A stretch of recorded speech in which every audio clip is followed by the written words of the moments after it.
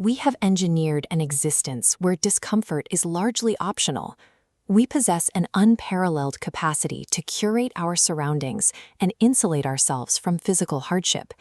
Yet, as we perfect the art of environmental control, feelings of existential hollowness are peaking.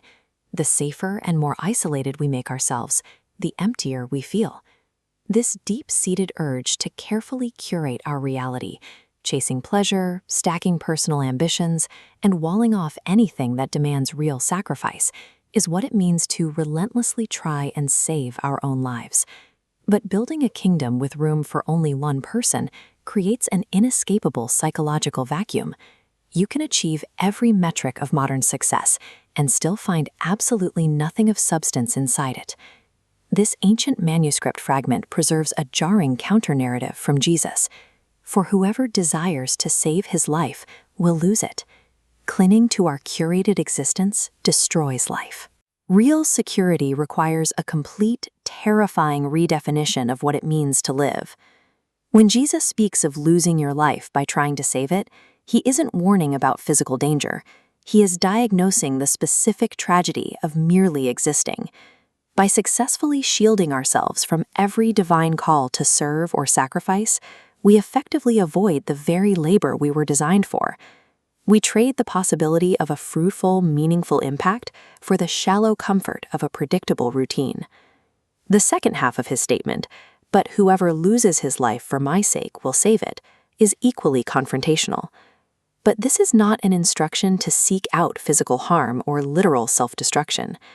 This animation shows two distinct domains: our personal kingdom of preferences and God's kingdom.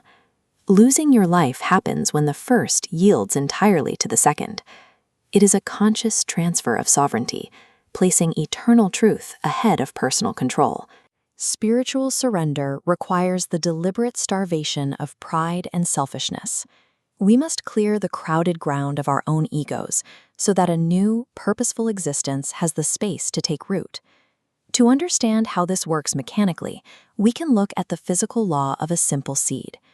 If you hold a handful of seeds in your fist, gripping them tightly to protect them from the elements, they remain perfectly safe.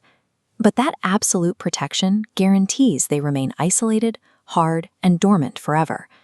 Letting go of those seeds and burying them in the heavy, crushing weight of the soil looks like a total loss. From the seed's perspective, it is a complete forfeiture of visibility and control. But the dark earth is not a grave. It is the exact necessary prerequisite environment for life to multiply and push upward into the light. Giving up our lives to God operates on this exact same physics of growth. Guarding our time, resources, and will ensures eternal stagnation. Relinquishing that control to the Creator is what activates true multiplying life. This brings us to the beautiful final promise of the verse: "We'll save it." Handing your life over to Christ does not erase your unique personality or hollow out your identity. In a profound inversion of modern logic, yielding entirely to God is the only way a human being discovers their authentic design. You cannot know what you were built for until you return your life to the architect. Looking at this cycle, we see that true life cannot be hoarded. Identity flows from surrender, which leads to active obedience, which in turn reinforces that true identity in an unbroken, continuous loop. The empty success we see all around us fails because it assumes self-preservation is the highest possible goal.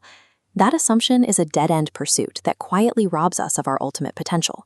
True life is not the result of hoarding one's time and talent. It begins where self-preservation ends, in the faithful decision to follow Christ.